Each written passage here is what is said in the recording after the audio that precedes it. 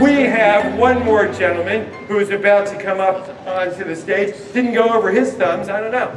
Okay, this is Thomas Lipham. Thomas Lipham is the program director at the Museum of Discovery in Little Rock, Arkansas. I met in the bar a couple of years ago at one of these Aztec conventions, and he did an awesome job in the bar. I don't remember what you were doing, but it was a great job over there. But he is going to do a classic with dry ice right now. So let's have a big round of applause for Thomas. Are we on? Hope we're on.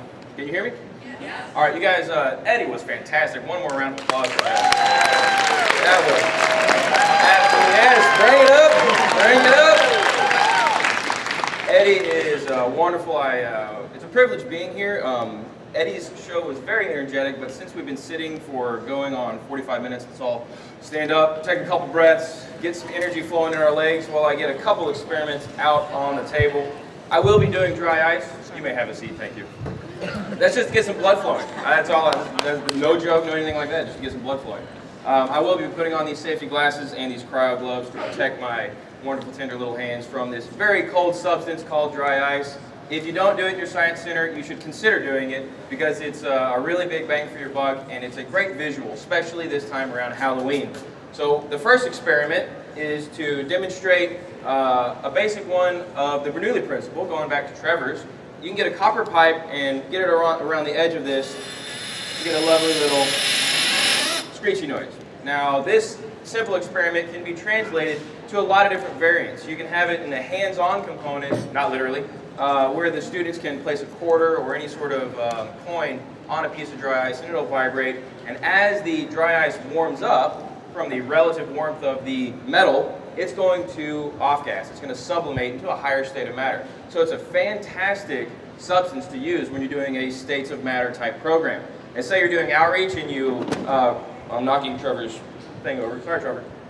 If you're doing outreach and you can't use liquid nitrogen, dry ice is a great substitute. This next experiment is going to be using one of my favorite things of all time ever, that being bubbles. Anybody here a fan of bubbles? Yes? Excellent. One thing you may not know is that bubbles are a natural antidepressant. If you're having a dirty, rotten, no good day and you see some bubbles floating by, you're like, oh, bubble. And you can go back to your terrible day, but I love bubbles. So here's what we're going to do. We're going to get a small piece of dry ice, maybe a couple little chunks, and we're going to put it in this little container. And so you can see, the sublimation. But what I like to do is kind of talk about that expansion, the amount of space it takes up as it sublimates. So we're going to seal this in, but don't worry, the gas is going to vent out. We're going to have it come out of this little funnel right here. Dip it in some oh-so-wonderful bubble juice, and you'll end up getting these fun, takes a couple tries, you'll get these fun bubbles growing. There we go. And since the carbon dioxide is a heavy gas, it's going to want to go down. So, didn't that make your day just a little bit better? That's right. Since when have bubbles made your day worse? It hasn't happened literally ever. So this is really fun. And if you use a really good bubble juice, you can get a fun set of experiments where the kids can hold them with gloves.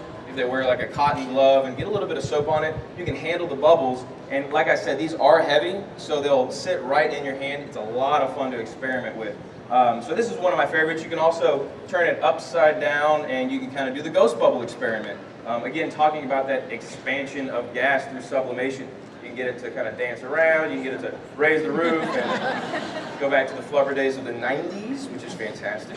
So we're going to put this to the side and do another experiment that is going to, again, feature that sublimation, which is a lot of fun. What we're going to do is get, excuse me, I'm losing my voice, I maybe went to a party last night. We're going to set that up so it doesn't spill. We're going to get some crushed up dry ice, which is looking pretty good, and put that in there. Next up, we're going to get some very, very warm water. In fact, it's going to be boiling. We have actually 184 degrees Fahrenheit because I've got a fancy tea kettle. We're then going to add that to, excuse me, this container. And this is going to be a similar experiment to the boiling water liquid nitrogen dump that you've seen at a lot of science centers. One of the reasons I like doing this one is because it's a great visual and it's a little bit less dangerous. So let's get a decent countdown starting with 3, 2, 1.